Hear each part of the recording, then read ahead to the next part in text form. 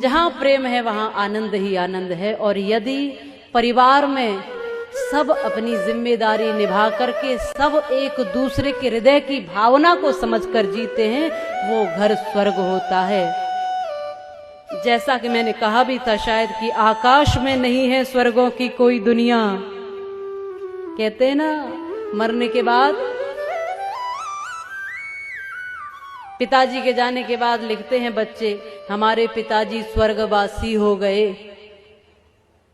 अब ये तो पिताजी से पूछना पड़ेगा कि स्वर्ग गए कि नहीं। यदि वो स्वर्गवासी हुए और स्वर्ग इतना अच्छा होता है तो उन्होंने कभी आपको बुलाना नहीं चाहा कि आ जाओ भैया, वहां क्यों पड़े हो, ये बहुत अच्छी जगह है। कोई दूसरी दुनिया स्वर्ग नहीं है। जिन परिवारों में माँ बाप दुखी और आंसुओं से रो रहे हो वो घर ही नर्क है, और जिसमें माता पिता की सेवा होती हो, बच्चे संस्कारी हो, वो घर ही स्वर्ग है। और कोई दूसरी दुनिया स्वर्ग की नहीं है। आकाश में नहीं है स्वर्गों की कोई दुनिया, बेकार के भ्रमों में भटकी हुई है दुनिया है। स्वर्ग तो वहीं पर जहां मधुर मीठी वाणी, उस घर कभी न आए कोई भी परेशानी, जिस घर में एक दूजे की बात जाए माने। एक दूसरे को समझकर जहां लोग रहते हैं वो घर स्वर्ग होता है। और एक व्यक्ति भी अगर विपरीत विचारधारा का होता है तो रामायण उसका भी उदाहरण देती है कि क्या होता है। प्रत्येक व्यक्ति की, छोटे या बड़े, प्रत्येक व्यक्ति की उतनी ही जिम्मेदारी और उतना ही कर्तव्य है। बच्चे अधिकार की बात करते हैं, अरे पिताजी की संपत्ति पर मेरा पूरा अधिकार है, लेकिन पिताजी के लिए कर्तव्य क्या बनता है, थोड़ा इसको भी सोच ले। और बड़े भी ऐसा करते हैं, अरे भाई पैदा किए हैं तो कौन सी बड़ी बात है, उनका भी एक जीवन है, वो भी एक स्वतंत्र सत्ता है ईश्वर की, वो भी एक वही तत्व है जो तुम है।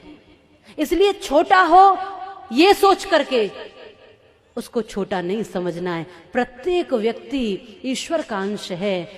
हो सकता है कि बड़े लोग कुछ दिन पहले इस दुनिया में आ गए हैं, बच्चे थोड़े दिन बाद इस दुनिया में आए हैं, बस उतना ही तो अंतर है, समय का अंतर है बस। क्योंकि बड़प्पन तो व्यक्ति के कर्म से होता है। जो छोटों को भी गले से लगा कर चले, जो छोटों को भी संभाल कर चले, जो छोटों को भी उनका कर्तव्य बताते हुए उनकी भावनाओं को समझते हुए चले, वो बड़ा है, चाहे फिर वो कोई भी हो। इसलिए हम सबको एक दूसरे की भावना से जुड़ करके अपना घर मंदिर बनाना है, अपना घर स्वर्ग बनाना है।